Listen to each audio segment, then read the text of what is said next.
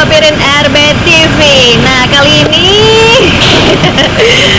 ini saya berada di rumah Bapak Ketua DPRD Kota Bengkulu. Ya, pasti udah bisa nebak dong. Tuh, mobil BD3A-nya sudah siap, ya, sudah dipanasin, udah dibersihin, pokoknya udah nyaman. Nah, sekarang tinggal saya bakal menyopirin Bapak Ketua DPRD Kota dulu, Pak Suprianto. Jadi hari ini rencananya nih pagi-pagi ini beliau bakal ke kantor.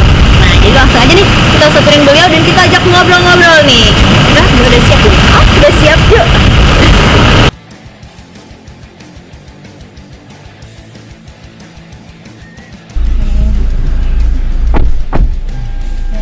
Nah nih pemirsa, jadi kita bakal ke kantor DPRD Kota.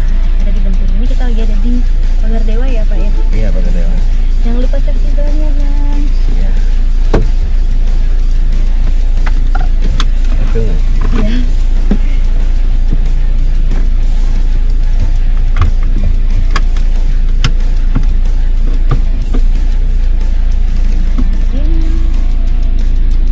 Sudah pernah disopirin orang lain, cewek belum?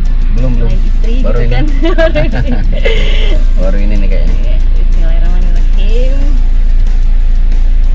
Jadi rencananya hari ini apa aja nih kegiatan kita Bang?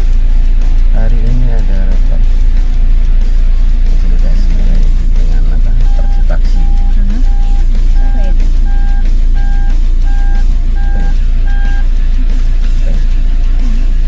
Ada tanda serunya.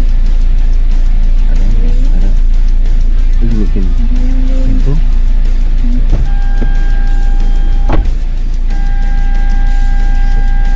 Parkir. Ini parkirnya. Oke.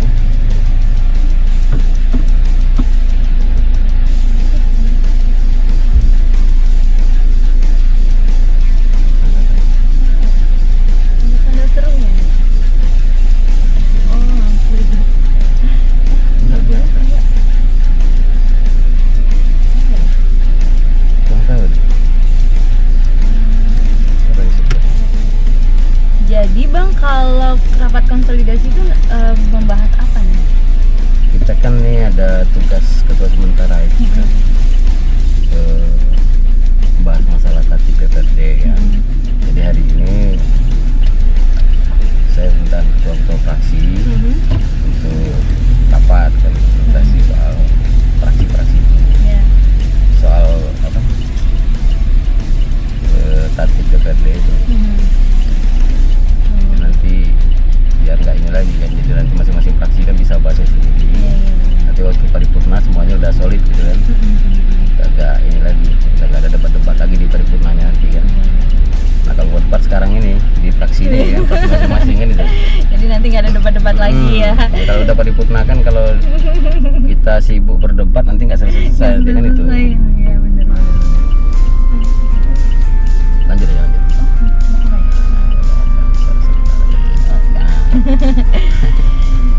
Nah, nih kita ngomong-ngomong nih pemirsa nih pasti pengen kenal lebih dalam lagi nih sama Abang nih ya, sebagai ketua DPRD Kota yang baru nih. Kalau boleh tahu nih Bang, Abang dulu memang besar di mana nih? Kota Bengkulu? Atau Saya di mana? lahir memang di sini di Pagar Dewa. Di sini. Oh, wah, di sini berarti ya. Pagar Dewa. Kalau boleh tahu nih Bang, maksudnya dibesarkan di latar belakang keluarga yang bagaimana? Pernah ngerasain susah hidup nggak? Waduh, memang dari kecil udah Cerita dong. susah. Kalau boleh cerita dong Bang.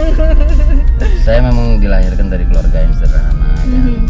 Orang tua saya pekerjaannya cuma bengkel sepeda. Ini di depan ada bengkel. Oh, masih ada bengkel? Masih, cuma adek sekarang yang Oh gitu. Mas mungkin sekarang belum buka nih. Oh, Udah buka. iya. Terus? Itu tadi dengan pekerjaan bengkel sepeda, anak banyak kan. Kebetulan saya 7 bersaudara kan. Yang keberapa Bang? Saya yang kedua. Kedua. Oh, berarti banyak adik-adiknya ya? Iya, tapi alhamdulillah semua udah lumayan lah. Pernah nggak Bang, misalnya ngerasain kalau pas SD gitu, karena ngerasain susahnya hidup gitu, yang harus sekolah tuh harus berjuang, sempat kayak gitu nggak sih Bang? Sebenarnya kalau soal sekolah tidak begitulah kan. Standar lah, nggak terlalu susah, betul nggak, biasa-biasa aja kan. Alhamdulillah kan orang tua memang kalau untuk menyekolahkan anak-anak masih mampu lah kan. Tapi tadi yang namanya perjalanan hidup kan, kayak saya kan udah tamat sekolah kan nggak mungkin tergantung ke orang tua kan. Saya berusaha mandiri kan, gitu. Jadi semua jenis pekerjaan mungkin udah pernah saya coba ya. Oh gitu bang. Ikut kawan kerja bangunan pernah ya. Terus ikut ada kebetulan saudara, dia punya kuda perang bekas. Waktu awal-awal nikah saya ikut kerja di sana kan.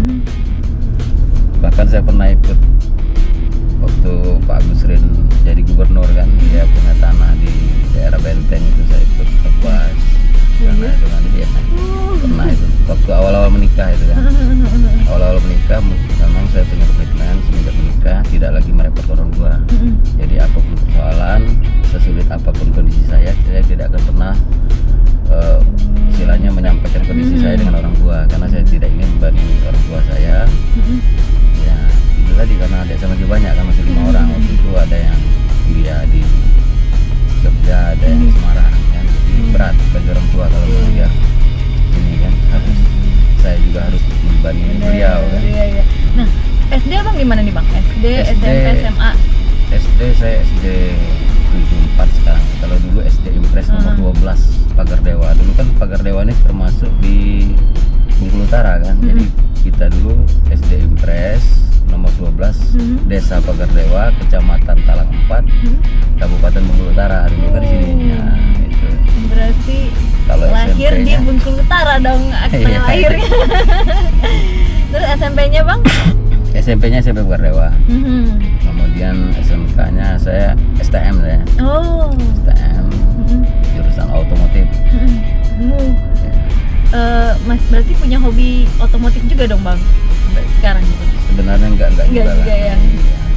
Dulu kan pengennya orang tua itu saya masuk STM, sekolah benar-benar bagus-bagus ya, taman STM.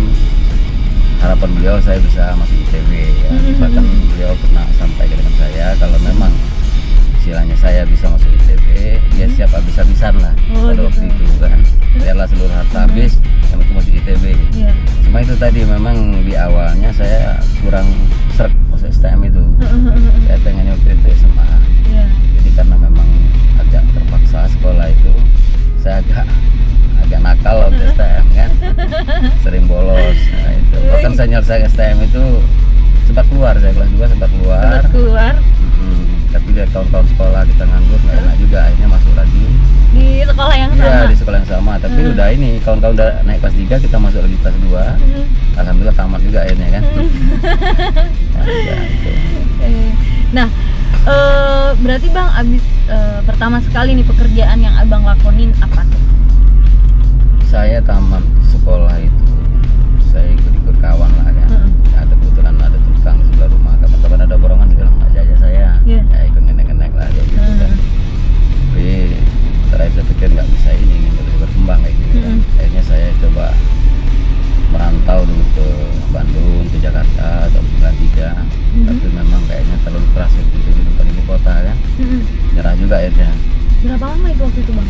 Nggak lama saya ini perantau yang bawa duit gitu masalahnya. Jadi habis duit pulang kan, nah, itu. Akhirnya saya ikut pulang ke rumah, agak kecewa orang tua kan. Duit banyak habis, hasil nggak ada kan, akhirnya agak marah-marah. Terus saya lari ke selatan, saya ikut kawan di sana. Itu kerja ini di sawmill kayu itu. Sawmill kayu besar-besar itu kan digesek itu, ikut kerja di situ. Gajinya waktu itu 1.000 sekibik tahun 93 itu. 1.000 1 kubik. tahun 93. Gaji kita akan bantu-bantu orang gesek kayu itu. Lumayan ya, kalau zaman itu kan 1.000. Lumayan gimana? Enggak ya? Ya enggak lah. Oh enggak. Tapi makan Kan dikasih 93 ya. bang, 93 tuh saya Ya lumayan lah. Karena Terus? kalau hasil misalnya 10 kubik kan berarti kan 10.000 satu hari ya. Tapi susah nggak misalnya 1 kubik untuk dapetin? Susah ya? Tergantung bahannya juga sebenarnya. Kalau bahannya banyak sebenarnya nggak susah. Oh gitu. Kalau bahannya banyak dan lokasi sudah dekat dengan ini, dengan sawmill nggak susah. Terus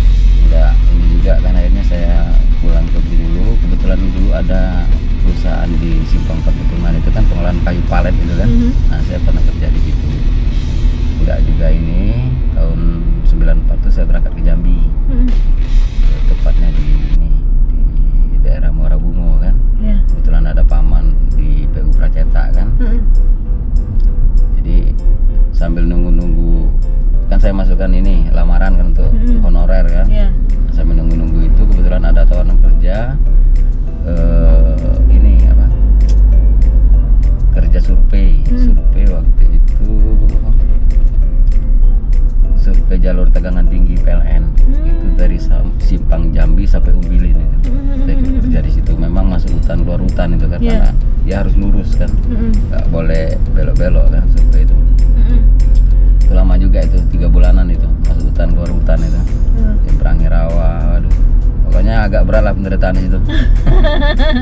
Akhirnya nggak tahan. Itu belum menikah tapi ya waktu itu. Belum.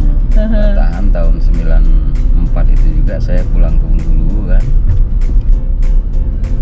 Saya buka saniter di samping orang tua saya itu, bikin pot bunga, bikin pagar-pagar adat kan yang dari semen itu, terus bikin tiang-tiang pilar yang dari semen. Waktu kerja di situ kebetulan ada tawaran dari BRI Bagardewa untuk kerja sebagai satpam jaga malam waktu itu di BRI Bagardewa tahun 94 itu. Nah tapi waktu itu karena memang ada salah satu desmen itu yang dia punya kekurangan pendengaran agak kurang, jadi saya diminta untuk bantu desmen itu. Jadi hampir 3 tahun saya di situ, 3 tahun kan. Bahkan waktu itu Pak Bambang kepala seksi rumah tangga itu berharap sekali saya bisa jadi pegawai BRI pada waktu itu. Tapi memang terkendala di ijazah saya kan. Ijazahnya harus SMA atau STM. Saya kan jadi STM. Akhirnya tahun 97 saya memang udah jenuh juga kerja ini kan. Udah jenuh, saya keluar. Nggak tahan lagi saya keluar. Keluar itu nganggur itu agak lama itu. Baru 99 saya bergabung ke PT Roda Teknik. Roda Teknik Gapura Jaya, bergerak di bidang kontraktor. Nah, kerja jalan kayak gini kan. Kalau mulanya saya kerja di ini di arah utara itu. Di daerah mana itu? Lubuk Banyak waktu itu kan. Nama paketnya kalau nggak salah Gunung Selan Giri Mulia kalau nggak salah. Nah, jadi kerja jalan dari Lubuk Banyak sampai ke Simpang 6. Mulai kerja di Roda Teknik kan. Tahun 2000 baru sebentar, tahun 2000 ada kebetulan di sebelah camp itu kan ada anak muda pengen jual motor. Saya bilang untuk apa pengen jual motor? Saya pengen ke Malaysia Pak katanya. Saya bilang lewat mana? Ada itu katanya kan, lewat Naker. Kapan berangkatnya? Nggak lama lagi dia bilang. Saya bilang biasanya kan lama nunggu itu. Enggak, ini cepat katanya kan. Akhirnya saya coba tanya ke Naker Bengkulu Utara. Dia tanya KTP, saya tunjukkan KTP. Karena KTP kota disuruh ke Naker kota. Saya daftar di sini. Nggak lama habis itu berangkat ke Malaysia. Maret tahun 2000. Enak di sana Bang? Nah itu tadi. Jadi Maret tahun 2000 itu berangkat ke Malaysia kan.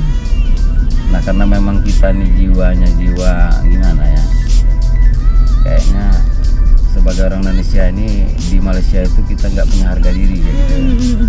Kita itu sangat disepelekan.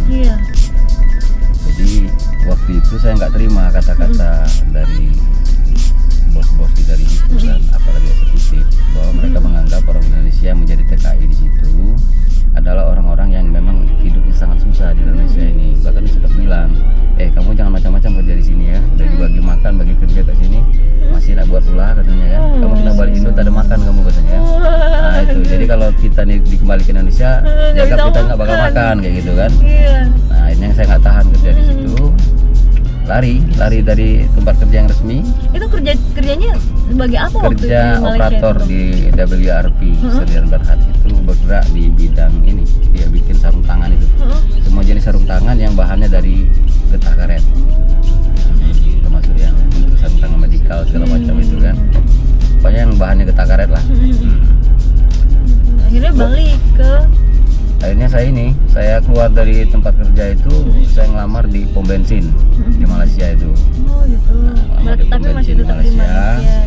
Kebetulan waktu itu ada sedikit kerusuhan lah kan, kejadian yang kurang bagus yang dibuat oleh TKI kita dari Indonesia. Akhirnya ada operasi besar-besaran di Malaysia itu. Nah, saya karena ilegal salah satunya tangkap kan. Ketangkap, kena tahanan di kepolisian itu. Yang nangkap kan imigrasi. Kalau imigrasi yang nangkap dia lemparkan ke kepolisian dulu. Nah itu. Jadi kena tahanan reman dari itu. Berapa lama itu waktu itu? 14 hari. 14 hari. 14 hari tahanan reman. Kemudian dioper ke camp ini apa namanya? Penampungan untuk TKI ilegalnya lah dari imigrasi itu kan. Itu kena 21 hari.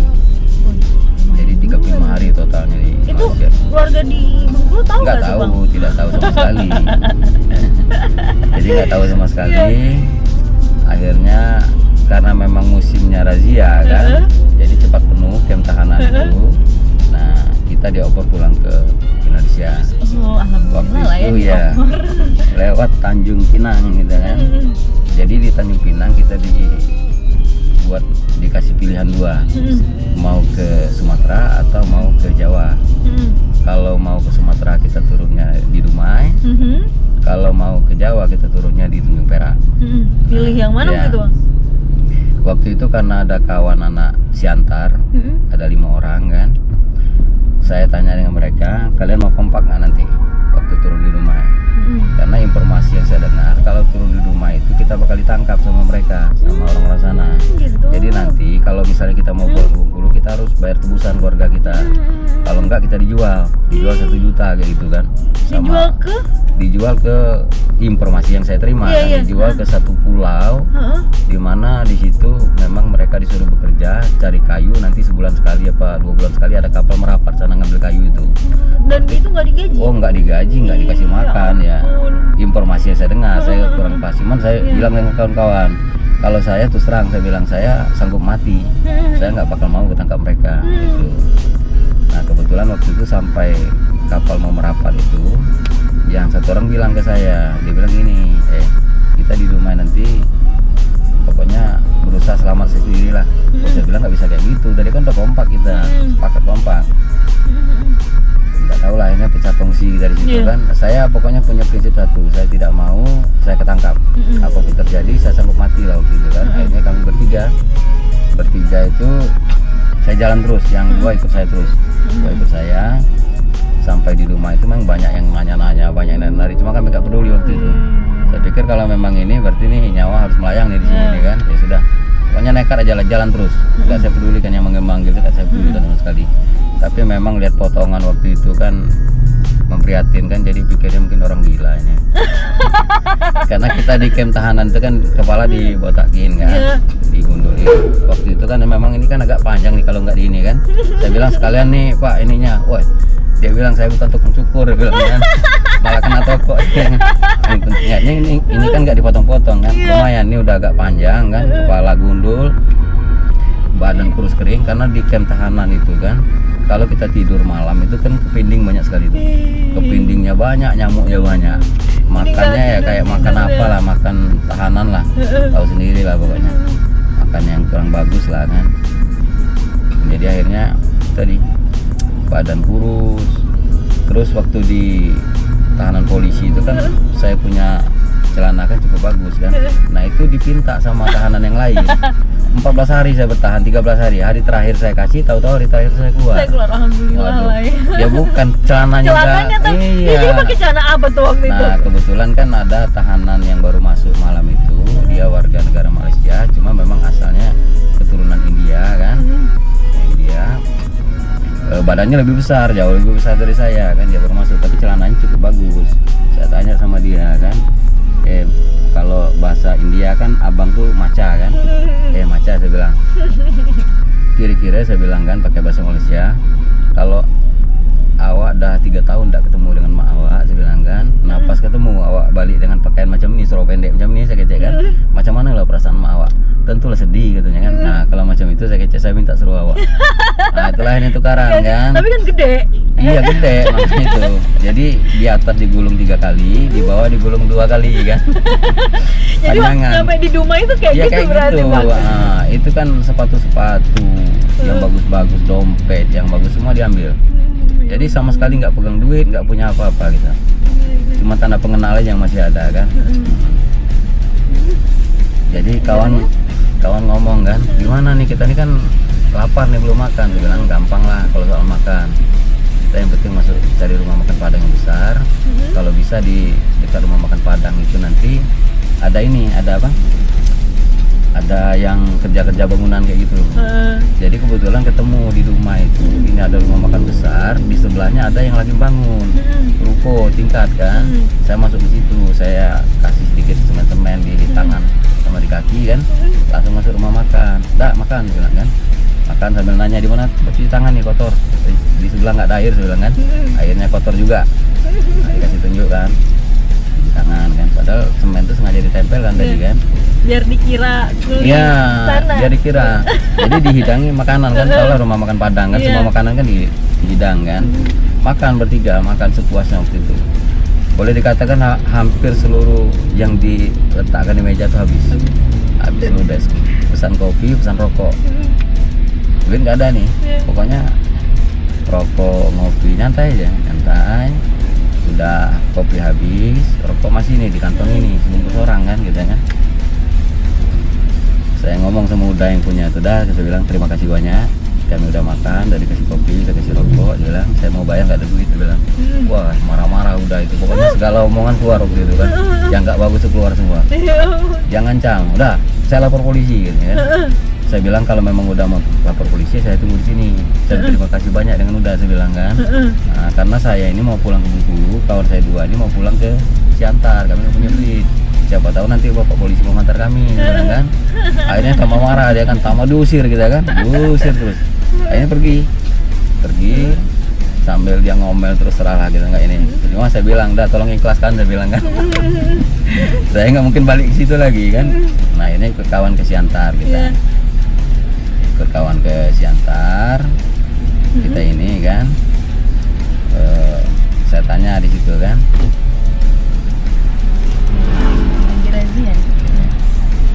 Terus Bang? Ke Siantar, sebelum ke Siantar saya tanya dengan kawan ini, ada yang enggak yang punya rekening BNI juga? Ada, dia bilang. Ya sudah, dia bilang kalau memang ada saya ikut ke Siantar lah. Saya ke Siantar, telepon keluarga, minta kirimi duit ke rekening kawan itu. Dengan duit itulah saya pulang ke Bengkulu lagi. Dan keluarga tuh nggak Iya, tahu nggak apa yang tahu. sudah terjadi gitu ya. Jadi karena kaosnya udah jelek kan, celana kebesaran, nah sendal jepit saya itu kan sepatu udah hilang semua di Malaysia kan. Jadi dapat sendal jepit itu yang satunya besar, yang satunya lebih besar lagi. Wajar kalau dikira orang gila Bang. Ah itu, nah, wajar memang. Kalau Jadi, inget-inget itu lucu, pengen sedih ketawa, gitu kan. Jadi akhirnya sampai di Bengkulu kan, waktu itu turunnya di Sentiong tuh, naik bis kan. Saya langsung masuk SIUMU, beli sampo 1 kan sama pisau cukur 1 kan. Masuk SIUMU, mandi di situ. Mandi. Belum pulang semua ke rumah ya. Mandi, cukur, ganti SIUMU itu. Itu teman-teman yang tadi, yang lain tadi, akhirnya gimana? Enggak, Bang? memang dia orang Siantar. Dia udah pulang ke rumahnya mereka udah masing-masing pulang kan. masing-masing, gitu ya. Nah, sampai habis mandi, saya ke Barata. Dulu kan ada tuh Barata, Iya, kedua ya. Trap tuh. Ke Barata, saya tanya ke kasir, saya bilang nanti kalau saya beli baju sama celana boleh langsung dipakai nggak? Boleh, dia bilang. Udah, akhirnya beli baju sama celana, saya langsung pakai. Yang baju dari Malaysia saya saya taruh di kantong Barata itu kan, baru ke Prapto, ke toko Bata saya beli sendal. Akhirnya sendal ini saya ganti, masuk kantong juga kan. Itu orang toko, orang Barata tuh ngeliatnya gimana waktu itu Bang? Aneh gak sih ini? Mungkin aneh ya, nggak tahu lah, cuma nggak banyak tanya dia kan. Namanya konsumen mau belanja kan. Baru pulang ke rumahnya ragu, saya takut gitu kan. Jadi kebetulan hari Jumat sampai Bengkulu. Kalau dilihat kawan-kawan malu, kita kan berangkat pakai tas besar itu kan. Pulang bawa kereta isinya barang bekas kan. Celana jelek, baju jelek, sendal yang kayak gitu kan isinya. Jadi mikir-mikir saya ini hari Jumat, kasih hari Jumat kayak gini. Jadi saya pulang tuh pas orang sembang Jumat. Orang-orang pada sembang Jumat saya pulang ke rumah ya. Jadi kan agak sepi, banyak yang ngeliat itu. Itulah saya pulang ke rumah.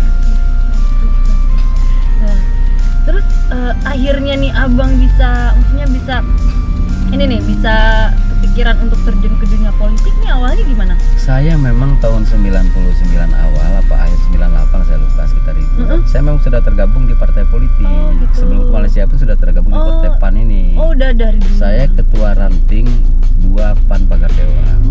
Itu tahun 99 awal lah kalau nggak salah. Berarti wah, kader bener-bener Iya. kader lama gitu ya. Jadi pulang aktif lagi kan. Tahun 2002 kan kita musda, ikut saya kan. Musda lu gitu kan. Ikut saya. Terus aktif kalau di partai aktif. Cuman saya walaupun selama ini banyak kawan yang udah jadi segala macam, cuma kalau persoalan pribadi saya jarang ngadu lah sama mereka. Oh gitu. Sesulit apapun saya jarang minta bantuan lah. Iya, iya. Ketemu sama istri waktu itu kapan tuh bang? Di mana? Ketemu istri tahun 2006. Saya ini kan termasuk seniornya di sana kan. Udah berumur kan. Ya dibanding bujang-bujang yang lain kan. Bujang tua lah kata orang. Berarti Umur umur saya kan- berapa waktu itu dapat istri menikah? Umur 33. Umur 30. Nah, keluar dari BRI itu juga persoalan sebenarnya kan. Jadi saya ini dulu pernah punya seseorang yang saya cukup suka lah kan, tapi memang jodohnya ke orang lain. Nah karena dia berjodoh dengan orang lain, saya sempat down waktu itu, maka saya keluar dari BRI itu. Gitu. Itu sejarahnya tuh. Patah hati. Jadi memang nggak pernah lagi ini Nggak soal cewek ini mikirin. nggak mikirin Ya, lagi. Tapi nggak tahu nih ketemu yang istri ini kemarin kan. akhirnya move on. Iya. Berapa lama tuh berarti move on? Saya nekat aja waktu itu kan, saya nekat aja. Saya datangi calon istri ini kan, karena memang saya tahu waktu itu kan paman sama bibinya kan dosen biayanya kan, dia tinggal di situ. Saya baru dari Palembang ke Bengkulu, tujuannya kursus waktu itu kan, kursus jahit ya. Oh gitu. Jadi tiap hari kan lewat dekat rumah kan, Iya. karena dekat rumah kan, seberangan dia tuh, cuman agak samping dikit. Iya. Jadi tiap berangkat kursus saya perhatikan, saya kan di dalam rumah kan, pengangguran waktu itu. Wah ini cewek lumayan saya bilang kan. Jadi kebetulan waktu itu lagi nongkrong sama kawan, saya tanya, namanya Sainan kan, Nan, saya bilang kalau cewek itu mau sama saya sama Nana. Weh, ini anugerah katanya untuk Kak Yanto katanya. Tapi ada ujungnya. Tapi apa Nan? Musibah buat dia gitu Iya katanya. musibah untuk cewek itu katanya. Wah kurang aja. Saya bilang Nan, aduh saya bilangnya. Nah udah, akhirnya nekat saya kan, nekat. Saya keluar malam, kebetulan saya mau ke depan. Cewek ini keluar dari rumah, dia mau ke depan juga. Saya panggil sini dulu, dia bilang. Saya ada yang mau diomongin. Apa itu dia bilang, agak takut-takut kan. Iya. Saya bilang, saya suka dengan awak. Saya enggak dengan awak. Ya kan? Saya mau sama Anda lah. Iya. Jadi saya kasih Anda waktu seminggu untuk jawab, Anda suka dengan saya atau tidak. Dia ini agak bingung kan. Pokoknya itu tadi. Kenal katanya ya, pasti ya. itu tadi. Saya kasih waktu seminggu untuk jawab iya atau tidak. Dan satu hal saya bilang kan, tolong diingat, kalau Anda jawab suka, silakan. Anda mau kasih tahu dengan siapapun, silakan, nggak masalah. Tapi kalau Anda tidak suka, jangan satu orang pun yang tahu kalau saya pernah ngomong kayak gini sama Anda. Semena-mena ini. Baru Itu. Akhirnya seminggu, oke katanya mau saya ajak jalan kan, ajak jalan ke Tapak Badri. itu tapi dia baru kenal kan ya? Ya baru kenal. Jalan ke Tapak Badri, saya nggak tahu lah, itulah namanya jodoh kan. Anugerah ya. Iya. Saya jalan ke Tapak Badri, sampai di Tapak itu pesan bakso waktu itu kan. Saya langsung ngomong sama dia, Anda mau nggak sama saya? Kalau mau kita nikah, dia bilang. Woi, kita nikah ya. Pokoknya kita nikah sebelum lebaran ini. Oh jangan, dia bilang sudah lebaran. Saya bilang enggak. Sebelum tanggal 27 Juli saya bilang kita nikah. Kenapa tanggal 27 Juli? Kalau 27 Juli pas saya 33 tahun. Jadi saya pengen sebelum 33 tahun. Cuma kalau di KTP memang tanggal 5 kan, Iya. sedangkan tanggal 27 kan.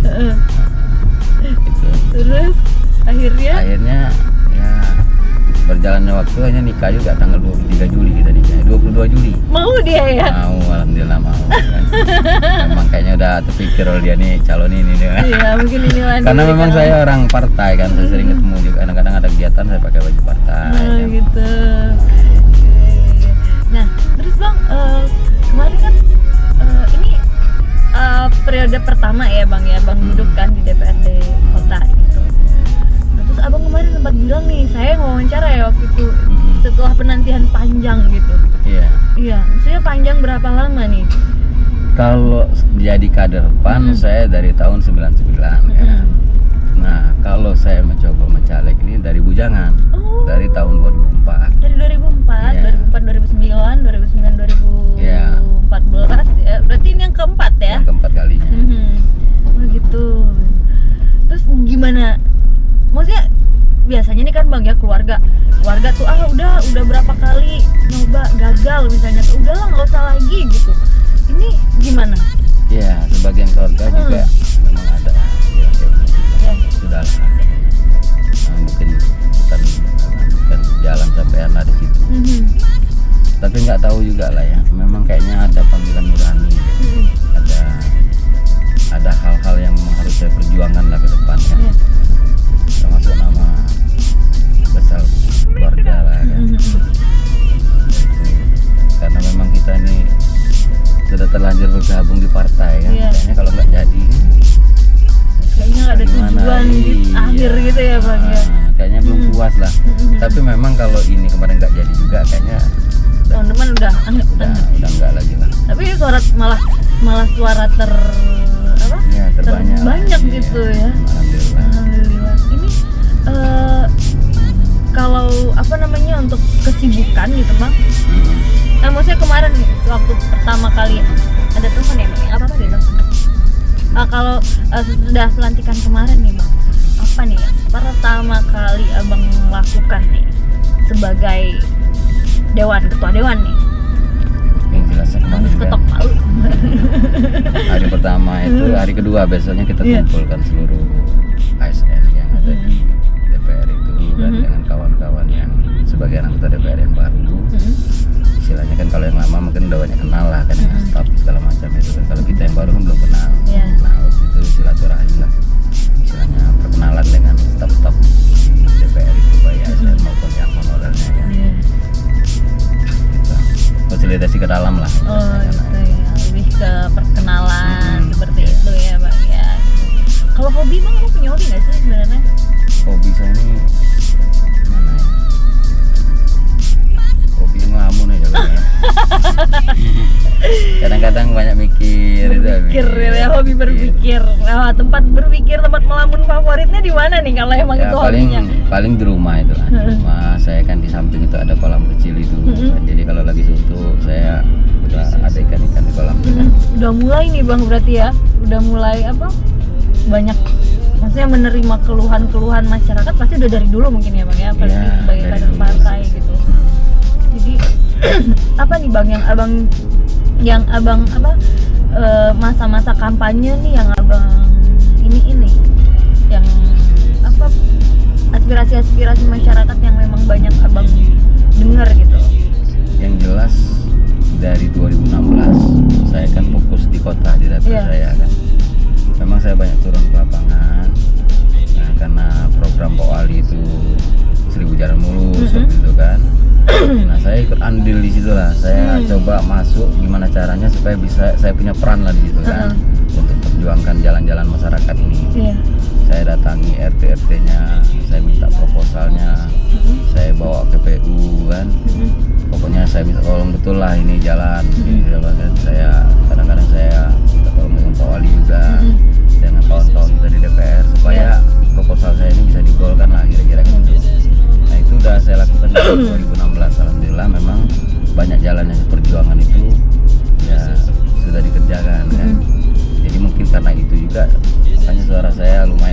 tadi kan. Oh iya. Jadi itu salah satunya yang apa namanya berhasil juga membantu Bang ya gitu. Oh gitu. Terus kalau anak-anak nih Bang, berapa nih? Anak ada berapa? Anak nih ada 3. Ada 3. Cuman sekarang istri lagi hamil, udah masuk 8 bulan ini. Oh gitu. Soalnya bulan depan mungkin lahiran anak yang keempat kan. Wah, iya. Udah tahu nih cowok apa ceweknya nih Bang? Kayaknya cowok. Cowok. Yang 3? Yang 3 cewek, cowok, Cewek, cowok, cewek, iya, cowok lagi. Iya, Dua pasang. Iya, pas lah 2 pasang. Iya kan 2 pasang kan. Nah, kalau mereka nih Bang, kalau anak-anak nih, maksudnya otomatis kan ini nanti Abang bakal sibuk nih sebagai ketua DPRD kota kan, bakal jarang di rumah gitu kan. Kalau yang sebelumnya mungkin lumayan sering lah mungkin di rumah ya Bang ya. Enggak juga. Saya kan orang proyek juga. Saya bahkan pernah dari 2010 sampai 2014 kan dia enggak malah jarang pulang. Oh, jarang pulang gitu ya. Jadi kalau ketemu sama anak-anak tuh kapan tuh Bang? Iya, Quality time-nya waktu tuh kapan? santai itulah, mungkin kayak kemarin kan kebetulan ada dibawa jalan kayak gitu. Kalau memang lagi ada rezeki lebih ya dibawa keluar kota kan itu. Paling-paling kayak gitu. Oh gitu. Mereka ini enggak, misalnya berarti Abang nggak perlu lagi dong memberikan pengertian gitu. Oh kalau misalnya nih sekarang manggilnya apa ayah, papa gitu. Ayah lagi mungkin lebih sibuk gitu, nggak perlu lagi memberi pengertian gitu ya, anak-anak udah paham gitu berarti. Iya, yang jelas gini, kalau saya dengan anak-anak itu, kalau saya di rumah saya usahakan paling tidak itu maghrib, isya, subuh itu saya ajak berjamaah. Saya bangunkan walaupun yang cowok itu kan yang masih kelas 4 SD itu saya bangun saya bilang sembahyang dulu. Jadi habis sembahyang ya saya cium satu-satu anak-anak saya itu kan. Mau istri saya cium juga kan, setiap habis sholat kan. Jadi itu tadi yang kita berjamaah itu yang pastinya maghrib dengan subuh lah. Kalau isya kalau udah keluar ya keluar, kalau masih di rumah saya ya sholat di rumah kan. Kalau kebetulan di rumah itu ya. Nah balik lagi ke tadi Bang, masih penasaran nih. Abang akhirnya nanya nggak sih sama istri kenapa sih kemarin waktu diajak nikah langsung mau gitu kan, mau nggak sama saya langsung jawab iya gitu? Nggak tahu juga saya nggak habis pikir juga lah. Abang nggak nanya gitu akhirnya? Nggak tahu lah. Ya nanya, yang nggak tahu juga dia bilang nggak tahu, jodoh kayaknya katanya kan. Nah kalau keluarga nih Bang, yang tentang cerita di Malaysia tadi akhirnya mereka tahu kapan tuh? Ya pas pulang. Oh pas pulang akhirnya dikasih tahu juga. Pas pulang ke rumah baru tahu kalau saya ditangkap, saya dideportasi kan pas pulang. Berbulan lebih dari sebulan lebih gitu ya. Terus akhirnya gimana? Apa ini keluarga waktu itu Bang?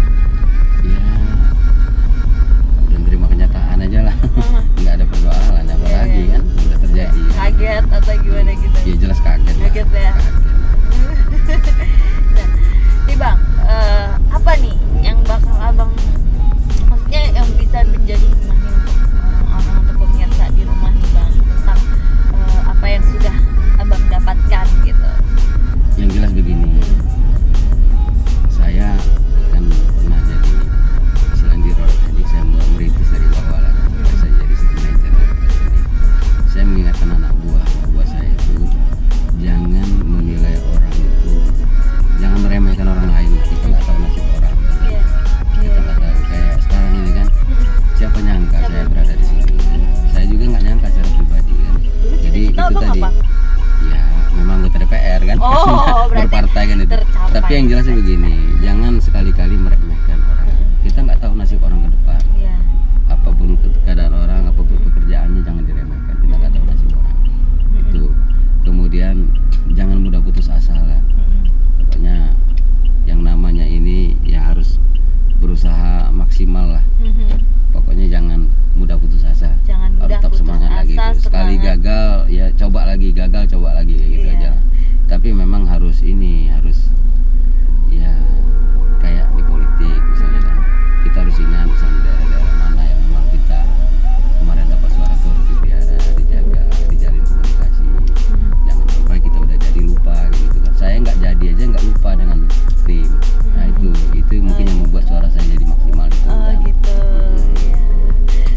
Nah nih pemirsa, kita udah sampai di kantor DPRD kota nih.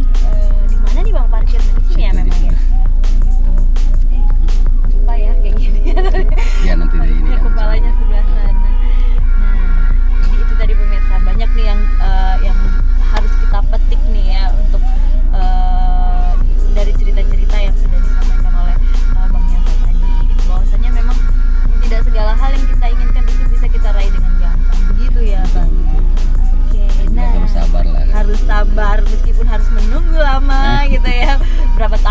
jatuhnya nih Bang?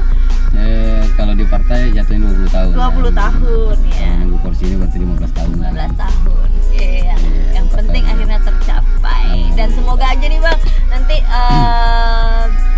sesudah ini 5 tahun ke depan segala aspirasi masyarakat itu bisa dilaksanakan dengan baik, dengan amanah gitu ya. Yang jelas saya dengan Mbak Unga, dengan pemirsa di rumah juga mohon doanya. Iya. Karena saya ini begini, saya ini dicoba dengan kegagalan, itu alhamdulillah saya sukses. Iya. Saya berhasil melewati kegagalan-kegagalan itu. Tapi apakah saya akan sukses jika diuji dengan kesuksesan ini? Kesuksesan. Nah, maka itu saya minta doanya dari pemirsa warga masyarakat Kota Bengkulu supaya saya bisa menjalankan amanahnya dengan baik. Karena begini, karena selama ini kan banyak orang tergelincir itu ketika mendapatkan kesuksesan. Iya, benar sekali. Mereka mengadu ke Yang Maha Kuasa ketika gagal, tapi mereka lupa dengan Yang Maha Kuasa ketika mendapatkan keberhasilan. sukses. Iya, benar sekali. Terima kasih Bang, obrolannya menarik sekali. Selamat bertugas ya yang pastinya, dan pemirsa ini kita udah sampai, kita turun dulu ya. Oke. Bye.